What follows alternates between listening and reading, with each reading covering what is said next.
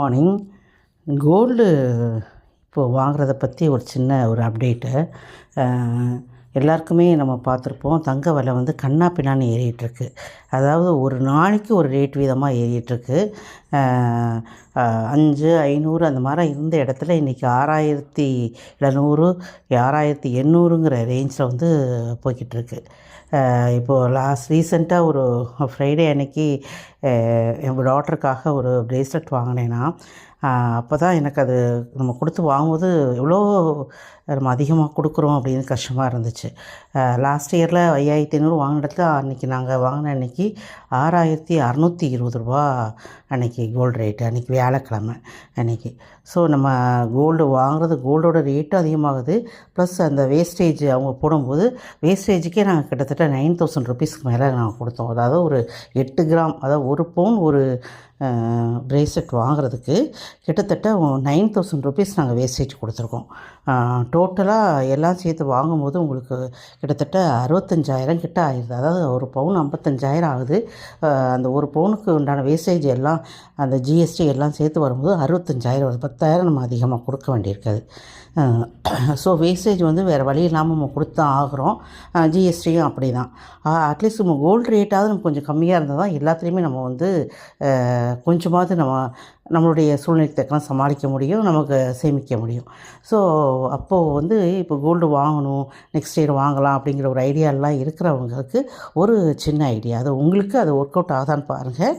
ஏன்னா நான் அப்படி ஒரு ஐடியாவில் இருக்கிறதுனால உங்களுக்கு அதை வந்து நான் ஷேர் பண்ணுறேன். அதாவது இப்போது நீங்கள் ஒரு அடுத்த வருஷம் ஒரு 2 பவுன் நகை வாங்கலான்னு நீங்கள் இருக்கிறீங்க, கொஞ்சம் பணத்தை சேமித்து வச்சு நகை வாங்கலாம் அப்படிங்கிற ஒரு ஐடியாவில் நீங்கள் இருந்தீங்கன்னா, அதை வந்து நீங்கள் எனக்கு தெரிஞ்சு நீங்கள் எப்போவுமே வாங்கிடலாங்கிறது என்னுடைய கணிப்பு. ஏன்னா நிறைய பொருளாதார நிபுணர்கள் எல்லாருமே இன்னும் தங்க விலை ஏறிட்டே தான் போகும். 1 கிராம் கிட்டத்தட்ட இப்போ 7000 வந்துருச்சு, இது 10,000 வரைக்கும் கூட ரீச் ஆகும் அப்படி தான் சொல்கிறாங்க.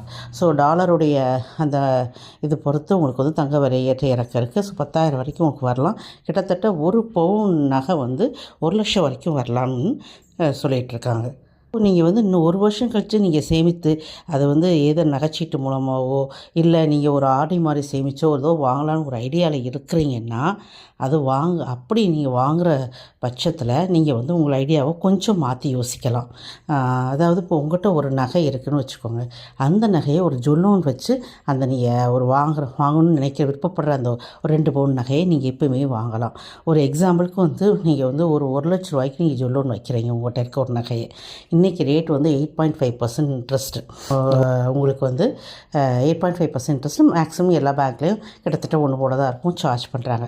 அப்போ நீங்கள் வந்து ஒரு 1 லட்சத்துக்கு நீங்கள் ஒரு நகையை வைக்கும்போது 1 வருஷம் கழித்து நீங்கள் அதை திருப்பும்போது நீங்கள் வந்து வட்டி அதுக்கு என்ன கொடுக்குறீங்கன்னா 8500 கொடுக்க வேண்டியிருக்கும். ஒரு சிம்பிள் கால்குலேஷன் நான் சொல்கிறேன். 8500 கொடுத்து நீங்கள் அதை திருப்ப வேண்டியிருக்கும்.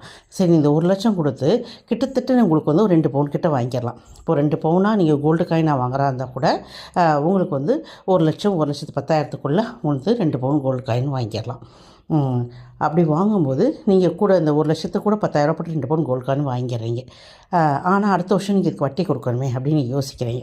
நீங்கள் சேமிக்கணும்னு நினைக்கிற பணத்தை இந்த ஜொல்லோனுக்கு நீங்கள் மாதம் நீங்கள் கட்டிட்டு வரலாம். ஒரு 5000 நீங்கள் சேமிக்கணும்னு நினச்சிங்கன்னா அந்த 5000 மாதம் அந்த ஜொல்லோனுக்கு நீங்கள் கட்டிட்டு வரலாம்.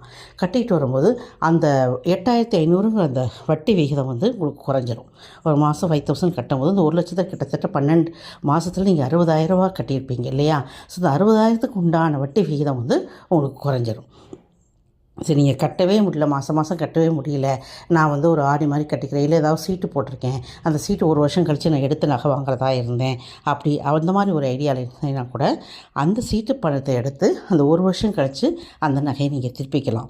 இதில் உங்களுக்கு என்ன லாபம் வருதுன்னு கேட்டிங்கன்னா, ஒரு எக்ஸாம்பிளுக்கு நீங்கள் வந்து இந்த தங்க விலை வந்து இன்னும் 1 வருஷம் கழித்து வாங்கும்போது உங்களுக்கு குறைஞ்சபட்சம் தான் நான் சொல்கிறேன். இப்போ 6700, அதாவது வியாழக்கிழமை 6620 இருந்தது. 2 நாள் கிராமுக்கு கிட்டத்தட்ட 200 ஏற்றமாக இருக்குது. 6700, 1800 வந்துருச்சு. ஸோ ஒரு 2-3 நாளே கிராமுக்கு 200 ஏற்றம் வரும்போது இன்னும் ஒரு வருடம் ஆகும்போது கண்டிப்பாக இந்த 6700ங்கிறது 8000 ஆகிறதுக்கு வாய்ப்பு இருக்குது, 10,000 ஆகிறதுக்கு கூட வாய்ப்பு இருக்குது கண்டிப்பாக. அப்போ நீங்கள் ஒரு 8000 ஒரு எக்ஸாம்பிள் நீங்கள் போட்டுக்கோங்க. 8000ங்கும்போது அந்த 2 பவுனுக்கு உண்டான உங்களுக்கு ரேட்டு என்ன ஆகுங்கிறது நீங்கள் கொஞ்சம் யோசித்து பார்த்தீங்கன்னா உங்களுக்கு தெரியும். கிட்டத்தட்ட உங்களுக்கு ஒரு பவுனுக்கு 8 கிராம் போது 64,000 உங்களுக்கு வந்துடும். 8,000 ஒரு கிராம் உங்களுக்கு 8,000 போது அதுவே கிட்டத்தட்ட ஒரு பவுனுக்கு 64,000 வந்துடும். அப்போ 2 பவுனுக்கு என்னாச்சு? 2 பவுனுக்கு 64 × 2 உங்களுக்கு 1,28,000 வந்துடும். சரியா? 1,28,000 வந்து நீங்கள் 2 பவுன் ஒரு வருஷம் கழித்து வாங்கும்போது உங்களுக்கு 1,26,000 ஆகுது. ஆனால் இதே இது இப்போ நீங்கள் அந்த 2 பவுன் வாங்கிட்டு அந்த 1,00,000 ரூபாய்க்கு நீங்கள் ஜொல்லோன் வட்டி கட்டும் போது உங்களுக்கு 8,500 தான் நீங்கள் கட்டுவீங்க. அதுக்கான வட்டியை நீங்கள் இடையில நீங்கள் அடைக்க முடியாமல் மொத்தமாக கட்டி திருப்பதாக இருந்தால் கூட 8,500 தான் கட்டுவீங்க. ஸோ 8,500க்கும் 28,000க்கும் உள்ள வித்தியாசம் நீங்கள் பார்த்துக்கோங்க. ஒரு மினிமம் டிஃப்ரென்ஸாக வச்சா கூட 20,000 வித்தியாசம் வருது. ஸோ இந்த 20,000 நமக்கு இதில் வந்து லாபமாக கிடைக்கிதுன்னு நான் சொல்ல மாட்டேன். அட்லீஸ்ட் நஷ்டப்படாமல் நம்ம இருக்கலாங்கிறத சொல்வேன் நான். ஸோ ஒரு வருஷம் கழித்து இந்த வாங்கக்கூடிய நகையை முன்னாடியே வாங்கியிருந்தால் நமக்கு இந்த 20,000 நஷ்டமாக இல்லாமல் போயிருக்கும். நம்ம வந்து பின்னால் யோசிக்கவோ வருத்தப்படவோ வேண்டாம்னால இந்த மாதிரி ஒரு சிம்பிள் ஐடியா நீங்கள் பண்ணுங்கள். நீங்கள் உங்களோட சேமிப்போ இல்லை நீங்கள் முதலீடோ எதுவோ ஒரு புத்திசாலித்தனமாக நம்ம கொஞ்சம் எவ்வளோ சீக்கிரமாக நம்ம பண்ணுறோமோ அதுக்கான லாபங்கள் நமக்கு கிடைக்கும். இந்த ஏறுகின்ற தங்கம் விலையில் வந்து நம்ம பொன் குழந்தைங்களை வச்சுருக்கோம் சரி தான், இல்லை நகை சேமிப்பு நமக்கு ஒரு முதலீடாக இருக்கட்டும் அப்படின்னு சேமிக்கிறவங்க தான் சரி தான். இந்த மாதிரி நீங்கள் அதிகபட்சமாக ஜொல்லோன் வச்சு திருப்ப முடியாமல் சிரமப்படக்கூடாதுங்கிறதுக்காக தான் நான் மினிமமாக ஒரு 1,00,000ங்கிறத சொல்கிறேன். 1,00,000ங்கிறது ஒரு சீட்டு போட்டு கூட அடுத்த வருஷம் நீங்கள் திருப்பிக்கலாம், இல்லை ஒரு ஆர்டி போட்டு கூட நீங்கள் அந்த நகையை திருப்பிக்கலாம். ஆனால் அந்த 1,00,000 வச்சு முன்கூட்டி அந்த நகை வாங்கும்போது ஏறுகின்ற தங்க விலையில் உங்களுக்கு வந்து அது கண்டிப்பாக ஒரு லாபகரமாக இருக்கும். ஸோ இந்த மாதிரி மெத்தடை முயற்சி பண்ணி பாருங்கள். உங்களுக்கு வந்து அடுத்த வருஷம் நீங்கள் கண்டிப்பாக அதை வந்து ஃபீல் பண்ணுவீங்க. பரவாயில்ல, போன வருஷம் 2 பவுன் நகை வாங்க நல்லதாக போச்சு, இந்த ஜொல்லோன் நம்ம திருப்பிக்கலாம், ஒன்றும் பிரச்சனை இல்லைன்னு நீங்கள் யோசிப்பீங்க. ஈவன் அந்த ஜொல்லோன் உங்களுக்கு ஒருவேளை திருப்ப முடியாத அளவுக்கு உங்களுக்கு கஷ்டம் வந்தால் கூட அந்த 8,500 வட்டியை மட்டுமாக கட்டி நீங்கள் அந்த ஜொல்லோன் ரெனூவல் பண்ணிக்கிட்டு மறுபடியும் கூட நீங்கள் கொஞ்சம் கொஞ்சமாக சேர்த்து வச்சு திருப்பலாம். அதற்கான வசதி நமக்கு இருக்குது. ஸோ கொஞ்சம் மாற்றி யோசிச்சு பாருங்கள். இது இப்படி தான் நம்ம வந்து இந்த நடுத்தர குடும்பத்தில் உள்ளவங்கெல்லாம் நகையை சேமிக்கவோ இல்லை பெண் குழந்தைகளுக்கான பொருளை வாங்கவோ நம்மளால் முடியும். அந்த மாதிரி முயற்சி செய்து பாருங்கள். இது என்னுடைய ஒரு சின்ன ஐடியா. உங்களுக்கு பிடிச்சதுன்னா அதை ஃபாலோ பண்ணுங்கள். இந்த பதிவு உங்களுக்கு பிடிச்சதுன்னா லைக் பண்ணுங்கள், ஷேர் பண்ணுங்கள், என்னோடய சேனலை சப்ஸ்கிரைப் பண்ணுங்கள். மறக்காமல் ஆல் பட்டனை அழுத்துங்க. அப்போ தான் உங்களுக்கு நோட்டிஃபிகேஷன் வரும். மீண்டும் பேசலாம். நன்றி, வணக்கம்.